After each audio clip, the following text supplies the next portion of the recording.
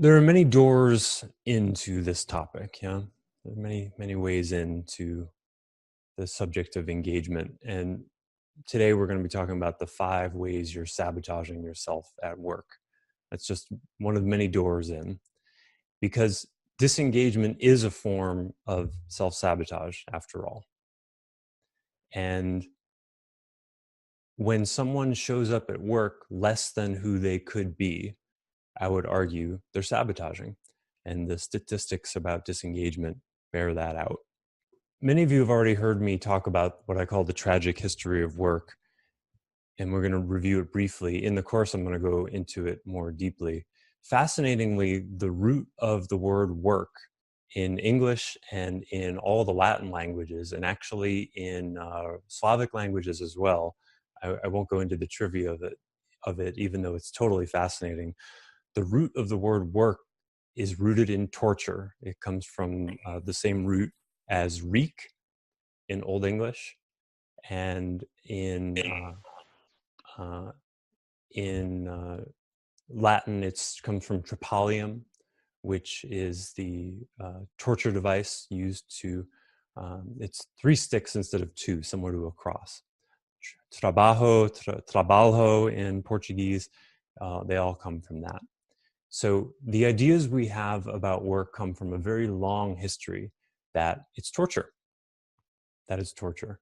When we think about the Athenians who created the democracy, more or less, that we now live in, we think about people who were, highly educated and enormously enlightened. Did you know they had slaves? Did you know they had slaves? And because for people like Plato and Aristotle and Socrates, they thought that if they had to do manual labor, it would pull them down into out of the higher order of thinking that leaders needed. So the upper class, the aristocracy, just didn't work. And of course, toward the end of the Athenian democracy, it devolved into an aristocracy, which is something you can observe is happening in our country as well. Maybe has been happening all along. Anyway, I don't want to go down that road too far. But the short and long of it is that you've been taught to be a slave. And if you know anything about our education system and how it was created as an artifact of the Industrial Revolution, basically our schooling system, which most of us have gone through, was created to foster obedience, not independent thinking. And this matters a lot. So why should you care about this? Because it's a set of unconscious conditioning that has been put into you that you bring into the way you work. And it creates a kind of victim mentality that we're going to talk about that is not helpful for excellence, to put it lightly. So the first rule of self-sabotage is to be a victim. And if any of you read the Castaneda books, I read them in my early 20s and they had a profound influence on me. I decided to honor Don Juan from those books here. The basic difference between an ordinary man and a warrior is that a warrior takes everything as a challenge, while an ordinary man takes everything either as a blessing or a curse. In other words, at any given moment, we have a choice to look at what is, quote, happening to us as an opportunity, as a challenge, as something we've drawn to ourselves in some way, or something that's happened to us that we then play victim to. And it's actually easier in the beginning to work with victimhood because the overt versions of it are usually quite obvious and it's low-hanging fruit. But the longer you work with this idea, the more difficult it becomes because it becomes more and more subtle. The victim mentality is fundamentally the idea that you're powerless. And it comes directly from, in part, thousands of years of conditioning of slavery, because at any time in the world, including today, there are a vast number of slaves, and it used to be that the economy was based on it. In fact, in the United States economy, it was only until 1865 that our economy was based in slave labor. And depending on your opinions on the minimum wage, you may think and you would have some merit to that argument that it's still based on slave labor. And if you look at where a lot of our clothing comes from, for example, and how much those people are getting paid, there's still quite a lot of not exactly slave labor, but awfully close to it in the world. And this is a very long tradition, and it makes perfect sense. I mean, if you can think about it, if you're someone in a position of power, why would you do your own work when you could just conquer a bunch of people and get them to do it for you? This is the logic that has driven human beings for thousands of years, and it persists today. So when it comes to work, like I said, it's even in our very language that the words like work itself and in Latin languages, they have built into them the idea that work is torture, work is something you should avoid at all costs. The question you would want to ask yourself is, how are you playing victim at work? Whether you own your own business or you're working for someone else, the question is not, are you playing victim at work? The question is, how are you playing victim at work? Because there's so many limiting beliefs and unconscious attitudes operating below the surface. And we see the edges of them, right? We see things, we hear things in our head like, oh man, I wish I didn't have to work today. I wish I didn't have to work. What makes you think you have to work? Is that actually true that you have to work? Every day, hundreds, millions of people say, I have to go to work. And actually, if you think about it, it's never true. It's never true. Now, it could be that you don't want to endure the consequences of not going to work, but that's very different than saying I have to. In fact, saying I have to, I need to, I should, anything is never true as long as you realize, or if you accept, that we're always at choice, which is a really easy argument to make. But I won't go into it at the moment. But try it on for now. The conclusion is that you have far more power than you realize. But the victim mentality, the slave labor mentality that we've all inherited, causes us to be disempowered. And so we operate inside a box of our own limiting beliefs, a box of our own assumptions of reality. And at the moment, I'm playing victim. Some part of me is playing victim to the box of the slides that I'm having to follow, right? So one part of me, I can actually feel it right now. One part of me is like, oh, I'm so not used to doing slides. I get to talk to people in this group and with the freedom of not doing slides. And there's this constriction, and so there's a little bit of a friction in me, and I'm working with it as I do this. It's a multitasking worthy of attempting. We'll see how well I do. The second rule of self-sabotage: bring out the worst in your manager. Now, here's a Jim Morrison quote that I bet you've never heard before. When you make your peace with authority, you become authority. This quote blows my mind. For one, Jim Morrison had incredibly vast authority issues. As brilliant and wonderful an artist he was, he had huge authority issues. But when he said this, he must have had some moment of clarity, because it's absolutely ingenious. And it deserves a little bit of unpacking. To the degree you are operating in a slave labor mentality where you're pushing back against the authority that's quote unquote making you do something, you give up your own authority, right? I'm working for the man, whether you say that out loud to yourself or, I'm under the thumb of the tax man, or, however that expresses. That's an authority issue because you're giving up your power to that authority. So to the degree you're struggling with an authority figure, and we've all experienced this, whether it was a parent or a cop that pulled us over or the tax man or whoever or whatever it is, you give up your power to that person, to that entity. It's feelable when people do that. When you make peace with authority, you gain back that energy and you can become your own authority. That's how it works.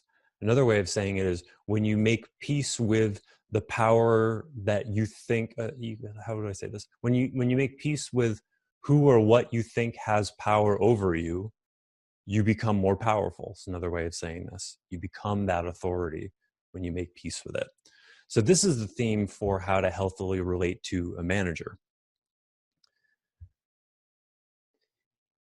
And if you had perfect parents, don't worry about this. Because if you had perfect parents, you won't have any authority projections. You won't have authority issues because you would have been conditioned from the very beginning to get that authority is looking out for your self-interest entirely, and they're there to help you and all of that. But for everyone else who didn't have perfect parents, you probably want to pay attention to this. That's a joke, right? If you did think you had perfect parents, please email me. I would love to talk to you and interview you and see if we can replicate that. What are your authority projections? Well, first, what are authority projections? Well, what is a projection? A projection is when we take a perception or an idea or a concept and we put it on something else, like a projector throws light onto a surface.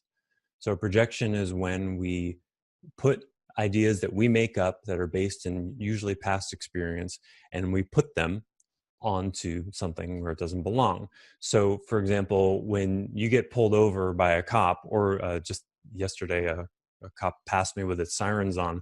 It turns out it wasn't pulling me over, but for about 6 miles after he passed me, my heart was beating really, really fast. Well, why was that?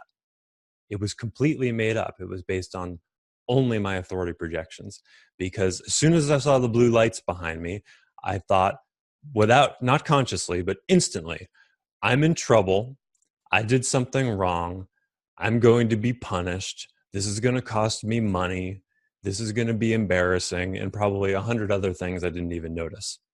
Turned out, the cop was just in a hurry, needed to get by me, right?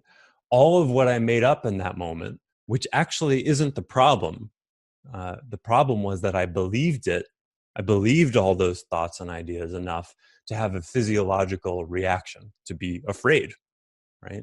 And I was shaking for about 3 or 4 miles. Oh, I'm afraid. I'm afraid. And that was really interesting to look at.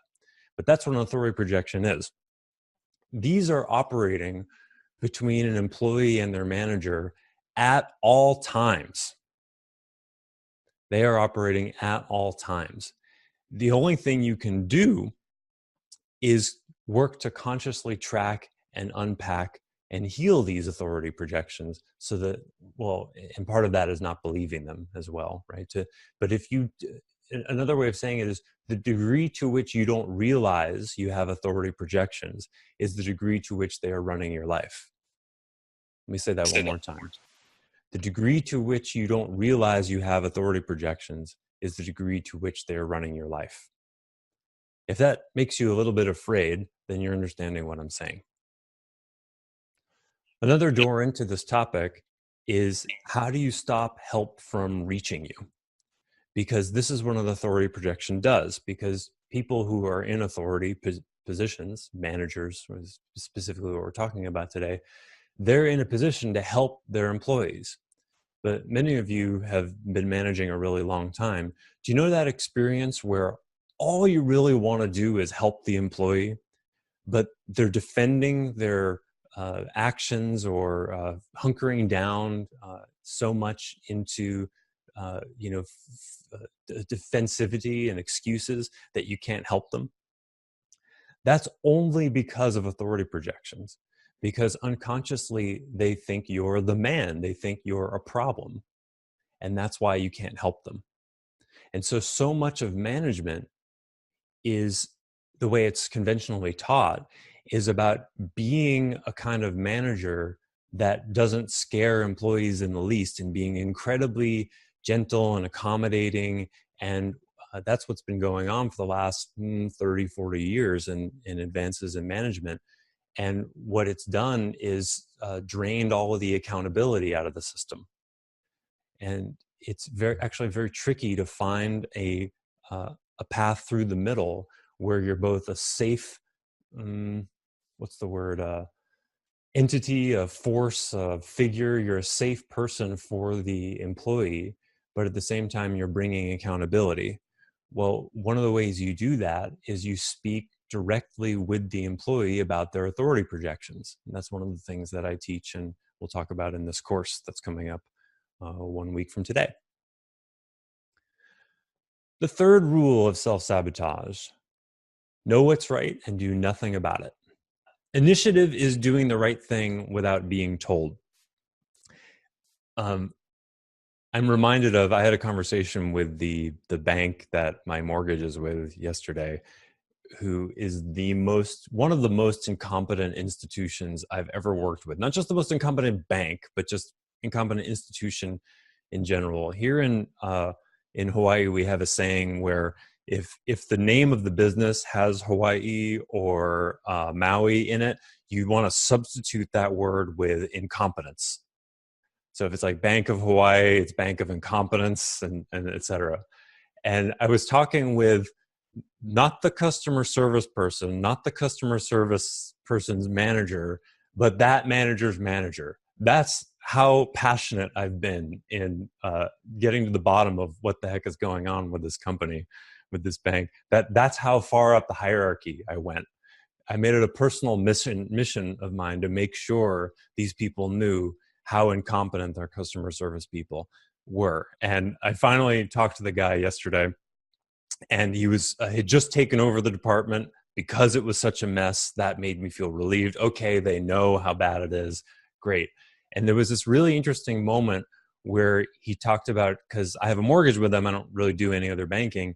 And he says, yeah, we have this problem of communication between our customer service people and the lending department. And we're working on the communication between those two departments. And I said, interesting. I wouldn't frame that as a communication issue. Yes, in content, it's true that the lending department's not getting back to them and yada, yada, yada. But if your customer service people, when I sent them a question, took ownership of that question and said, it is now my mission to get Joseph an answer, and I own that, then they would be driven to communicate better with the lending department, and they wouldn't put up with non-answers from the lending department, you see? So that's actually upstream of it. And what was totally fascinating was a moment later, he said it again, the communication thing, proving to me that he didn't get what I was saying at all. So I made another pass at it. But this is very common. It's like when people talk about there being a communication problem, it's the same thing when people talk about, oh, I think it's just semantics. It almost never is semantics.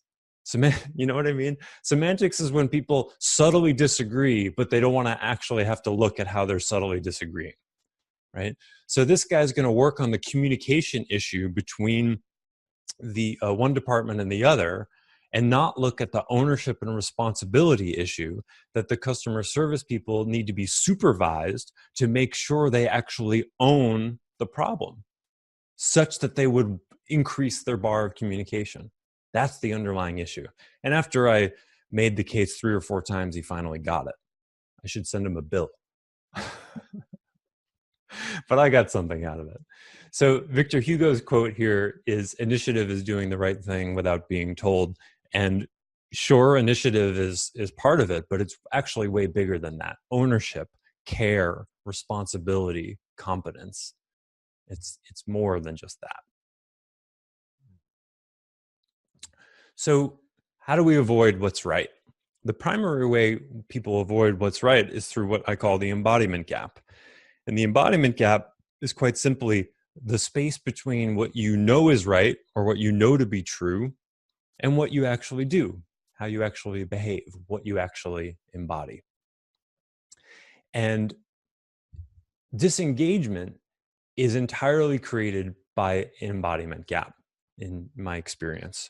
So the first thing you can do about disengagement of any kind is to distinguish what the embodiment gap is. Because almost always, when you have an employee, for example, who's not doing their job as well as you would like, they want to actually do better. People want to do a good job. The problem is they don't see that they're not embodying the values that they have. And that's one of the roots of all disengagement. And this is not talked about in most disengagement conversations. You know, mostly in all the disengagement stuff, you see the blogs and the webcasts and stuff that talk about how to engage your people, and, you know, company picnics and parties and incentivizing. And this stuff is all good. There's nothing wrong with it per se. except that it's limited to the degree you don't actually get into the psyche of the person, to the degree you don't actually work to make that person look in the mirror by holding up a reflection so that they can see where the gap is between who they think they are and how they're actually showing up. And how to do this is part of what we'll talk about in the course. How to do this is, of course, something you have to do very gently. Most managers, in avoiding doing this, just won't do it at all because they're too afraid of triggering shame in people or scaring them or getting too personal. And it's definitely, there's a skill set to that, and it requires practice, certainly. But in the absence of being able to do that, most people will just avoid it. The fourth rule of self-sabotage: practice being who you don't want to be.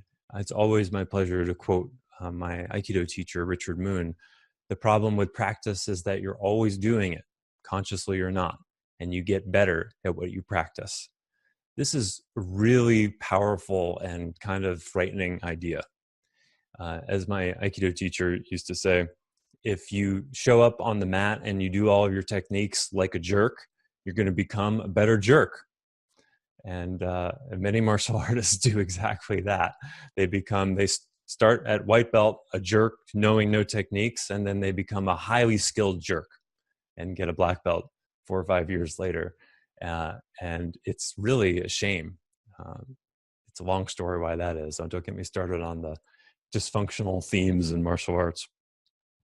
So if you're showing up as a victim, the problem with that is you get better at showing up as a victim, and it gets easier for that to be your default mode. So that leads to the most important question there is, and anywhere really, but especially at work, is who are you being? How are you showing up?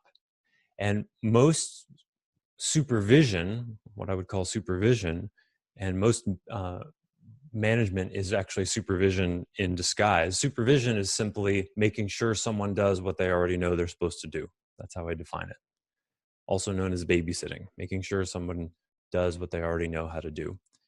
And supervision is operating at the level of doing. What are you doing? What did you do? What did you forget to do? Oh, don't forget to do this. It's all doing level. It's not being level. Management assumes the person is mature and capable enough to, at least in capacity, do what they already know how to do. So when they don't do it, the manager asks, what got in the way? How are you showing up? How are you organizing your work? How are you relating to your work? How are you relating to yourself, other people? A supervisor is content to basically trick people into doing what they want done. And one of the most fascinating questions I hear all the time is people will say, how do I get my people to do what I want? Right? Dan is laughing because he's a coach as well. How do I get my people to do what I want? And I want to write a whole book just about how screwed up that question is, right? Because it goes back to the slave labor mentality, right? How do I get my slaves to perform better? You know, why don't you ask that question? It's more honest. Hey Joseph. Could we go back to the last topic for a second? That just really hit me. The practice your coach, the consciously or unconsciously practicing. You're always practicing. I have beaten myself up so many times about not catching employees of mine, and I see it both in myself of like, holy shit, they were a 5th level ninja victim. And in a different way, so was I. And yeah, of course I didn't catch it. They were really good at it. It was so subtle and so nuanced. And in other ways, I had the same ninja skill set in a different way, a different type of victimhood than those that I managed. But yeah, I'm thinking of a couple different examples of people on teams or myself where it was like, holy crap, that is like 4th, 5th level black belt victim. And it was, they were so good. It was just imperceptible to me at the time. Yeah. One of the things I love about you, Ed, and there are many things, is your capacity for wonder. And I love the wonder and fascination you're bringing, because That's the attitude that is really helpful with victimhood. Like, wow, there's so much victimhood over there, still in here. This is amazing. And that's the place, that's the way to arrive at it. Because if you beat yourself up and go, oh man, there's so much victimhood, then, you know, you're going to end up at suicidal thoughts very quickly if you go down that road. Instead, be amazed, be in wonder about it. Like, wow, I've worked on all this victimhood and yet it's still there. Every day for the last 3 or 4 weeks, for whatever reason, I wake up completely mired in victimhood.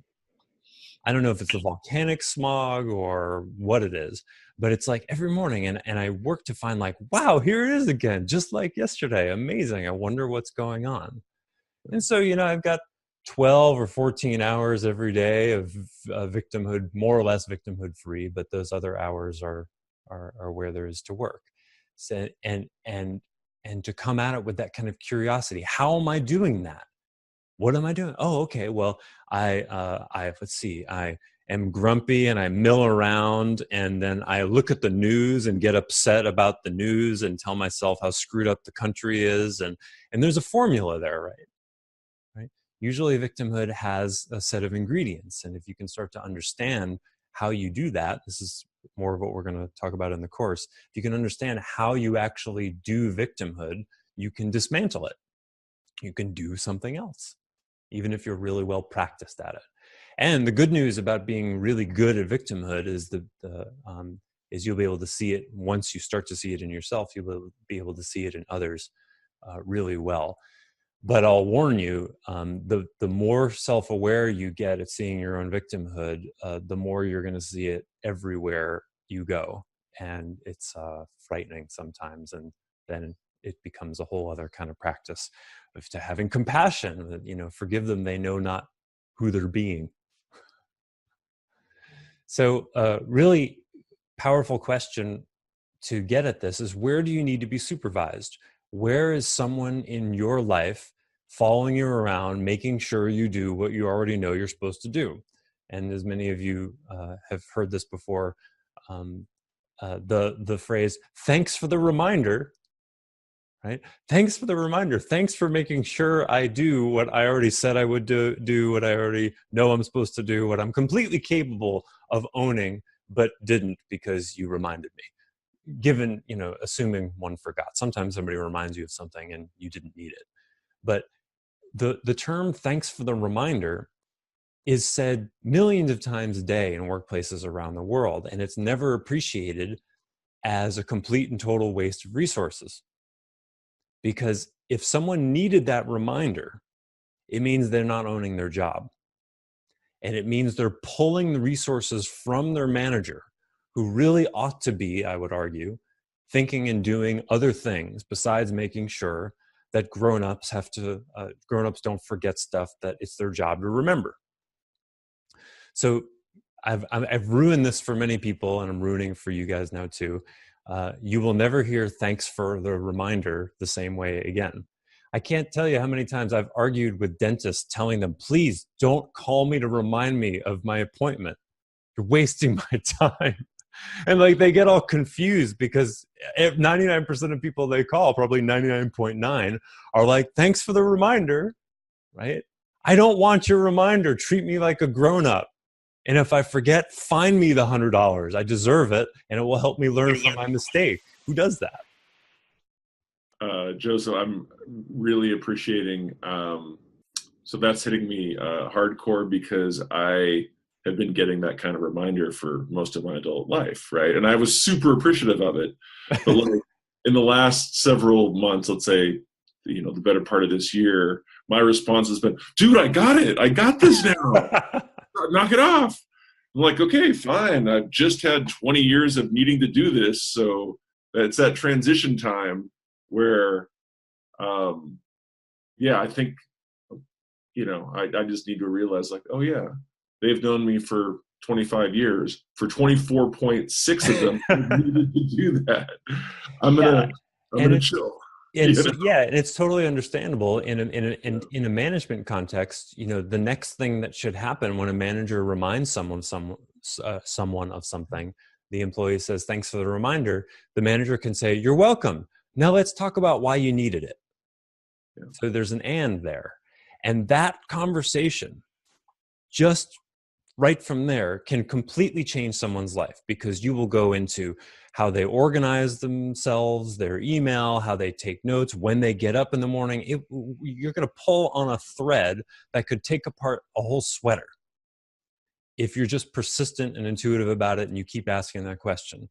I mean, really, anytime somebody needs to be reminded of something, if you look at it, that's evidence of disengagement. And if you keep asking questions, how exactly did that happen? How did you drop that ball? What really is going on there? You're going to find the ingredients for their disengagement. Do you see how that's different than throwing a company party or having a picnic?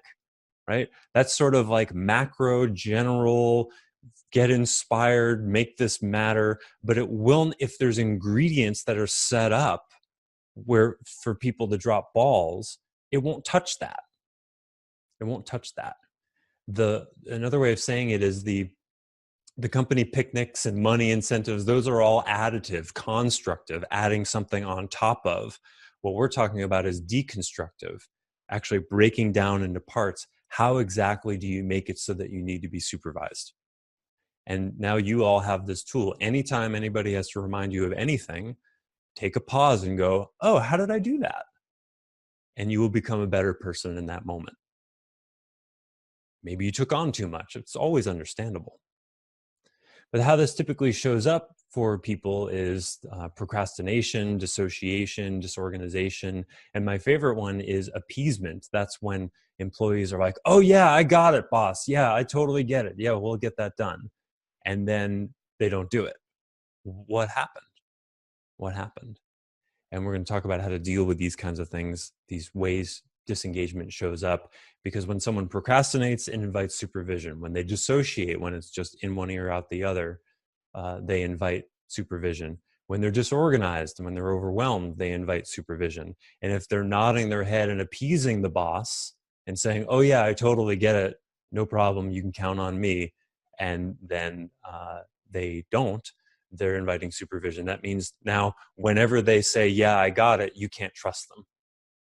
And this is one of the primary causes in overwhelm in managers, because they very quickly become babysitters for all of their people. And this is not natural. You shouldn't have to be looking over the shoulder of anyone, much less half a dozen employees. And this is exactly the thing that actually inhibits many businesses from scaling. Because when managers are pulled down into that kind of supervision, they're not doing what is actually their job to do. Real management stuff. And then they say, who's got time? I've got to follow around all my people. Well, you've created that. You're not a victim. So this course is going to be about leveling up out of supervising. And I wanted to note here, without the shame, because shaming people, and it's like saying, hey, I don't want to have to babysit you. Be careful with that, because you just called that person a baby. That probably is not going to go over so well. But instead, for example, what if you said, hey, do you like it when I remind you of stuff that I've told you already to do? And, oh yeah, I really appreciate it. No. Yeah, I get that. But does it ever annoy you that I'm following up, looking over your shoulder? Honestly. Yeah, I don't really like it. I kind of feel nagged sometimes. Yeah, guess what? I don't like doing it. So let's work together to make sure that it doesn't have to happen. Okay? And let's do that. That's the kind of stuff we're going to be talking about in the course. And the fifth rule of self-sabotage. Now, this is a long quote. I'm breaking some slide rules here, but this is one of my most favorite things to talk about. Gordon Gekko from the great movie Wall Street, which has really stood the test of time. I watched it again recently. This is one of the most misunderstood quotations and most misunderstood concepts in the history of human civilization. So I'm going to read this twice, once the way it's written and once with a substitute. Greed, for lack of a better word, is good. Greed is right. Greed works. Greed clarifies, cuts through, and captures the essence of the evolutionary spirit. Greed in all of its forms, greed for life, for money, for love, knowledge, has marked the upward surge of mankind, and greed will not only save Teldar Paper, but that other malfunctioning corporation called the USA. Now, ever since this movie came out in mid-'80s, I think it was, people have been quoting greed is good to refer to the greed of Wall Street, the greed of corporations, the greed of corrupt governments, government officials. And that's not what this was about at all. That's why I had to quote so much of it. So let me read it again, and I'm going to substitute the word greed for healthy self-interest. Healthy self-interest, for lack of a better word, is good. Healthy self-interest is right. Healthy self-interest works. Healthy self-interest clarifies, cuts through, and captures the essence of the evolutionary spirit. Healthy self-interest in all of its forms, healthy self-interest for life, for money, for love, knowledge, has marked the upward surge of mankind. And healthy self-interest will not only save Teldar Paper, but that other malfunctioning corporation called the USA. So the author of the screenplay was right. There's not really a better word than greed, because healthy self-interest, as you heard, is kind of a mouthful. In every language I've ever researched, there is no succinct word for selfishness that's good. Healthy self-interest is about as close as you get, and that's not in the common vernacular. There is no word for this. There is no word for healthy self-interest because for thousands of years, it's been completely misunderstood. And the baby was thrown out with the bathwater when people saw, when they came from self-interest, a lot of the times bad things happened. So they said, well, let's throw the self-interest idea out and just serve other people, right? Let's just be selfless. And so now we have this false dichotomy, selfless versus selfish. But what about when you do something that's good for yourself? Like, brush your teeth or get enough sleep or eat healthy food or exercise. What's that? It's not selfish, but it's not selfless either. We don't even have a word for this. This distortion in our thinking that goes back thousands of years, I offer as one of the primary roots of disengagement, because it's the slave labor mentality. It's I'm working for other, not myself. So for this reason, there's actually no such thing as work-life balance, because the idea that there's such a thing as work-life balance comes from an artificial split, that there's this thing called work and then there's this other thing called life. Well, what is that distinction? Work is the thing that you do for your boss, or to pay the bills, or whatever. It's something you have to do, right? That's that torture thing you want to avoid at all costs. And then life is what you do where you're spending the money that you earned through the sacrifice of work. That's the false dichotomy. Do you see how screwed up this is? So in other words, we're taught that spending half of your waking hours doing something you don't necessarily want to do is what you need to do to be able to enjoy the other half of your waking hours. What if it didn't have to be that way? Well, it can change just by asking one question. How can you use your work to be the person you want to be? You're always practicing, right? So when you look at work through the lens of how can I use this, because everything is a challenge when you're a warrior, how can I use this to become who I want to become, or be who I most want to show up as? Then you're not doing it for the customer or the manager or the tax man. You're doing it for you. Now, this may sound really simple, and of course it is simple, but it's not necessarily easy, because you're going against thousands of years of conditioning in the collective unconscious that meant that conflated slavery and work. And of course, in school, right, when we get homework, did the homework occur to you as being helpful for you? Right? And when you finally get old enough to start to actually cognate, wait, when am I going to actually use this? Right? Around 13, 14, 15. That's when kids start asking the question, teacher, when are we ever going to use this? Cool, I can take two angles of a triangle and figure out the length of one of the sides, but I have no interest in becoming an engineer. When am I going to ever use this? The answer is never. How many of you have ever used trigonometry? Peter, you don't count. Some people do. They actually enter in the field, but the vast majority of people, we didn't use anything we learned in content. Social skills and how to learn and all that. But most of what we're taught in content is completely useless to us. So we're taught by those authorities for what? 15 years of school, that you in this school, you spending, again, half of your waking hours, you're not doing this for you, because it becomes very evident that all that learning is not for you. When you start to realize how useless the information is, the older you get, the more you realize you're just jumping through a bunch of hoops. And then what happens? Well, then with that degree you have, if you have a degree, if you were silly enough to go to college like I was, then you got a piece of paper that says, see, I learned a ton of really useless information, which I did. And the Magna Carta was signed in. Peters always gets it. 12:15. Very good. If you don't know that, it doesn't matter. Hey, Joseph, a funny anecdote to share from last week. My son and I are in a father-son bowling league, and I was giving him some advice. So of course, I'm the authority he's having an issue with, and he turns to me and he goes, "Dad, it's not like it's physics or anything."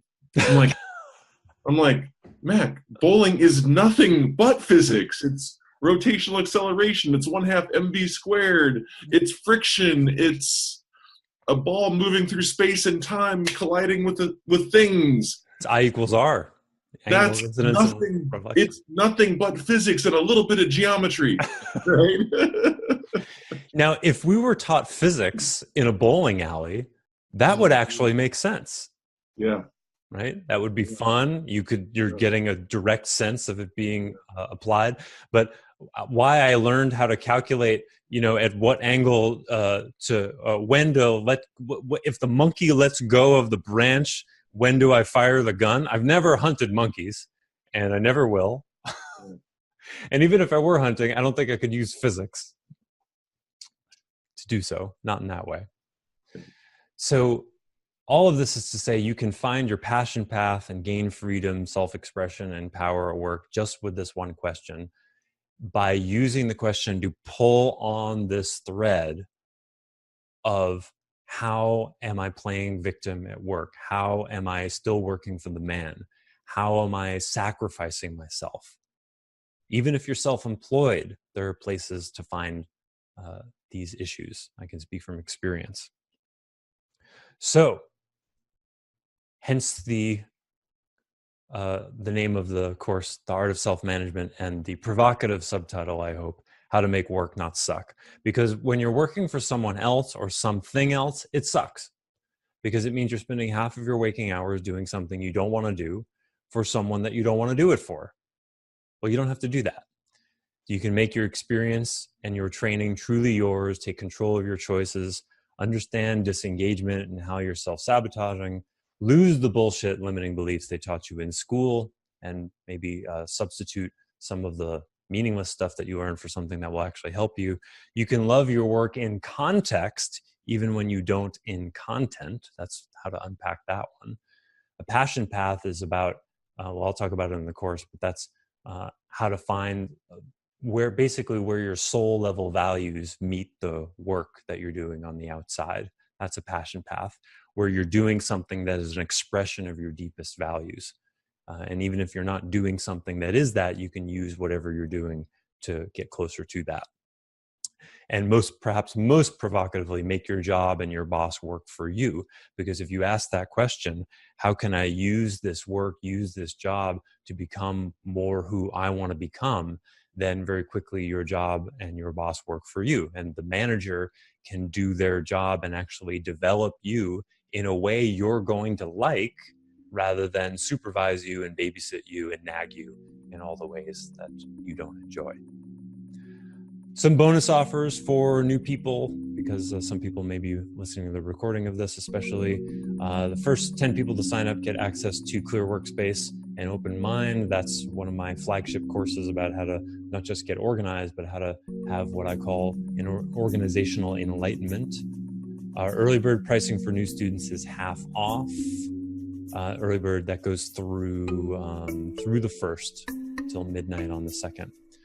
I'm doing free 1-hour coaching calls for all new students, free access to the Clear Open Essential Teachings course, which is a new course I just released. That's kind of the Clear and Open primer, the greatest hits and the most important things to get. And if you sign up for the Dojo membership for 6 months at $99 a month, which is a discounted price, you'll get the Art of Self-Management free and access to all Clear and Open courses for the duration of your membership. Thanks so much for watching. I'm Joseph Shapiro, and I hope to see you in September.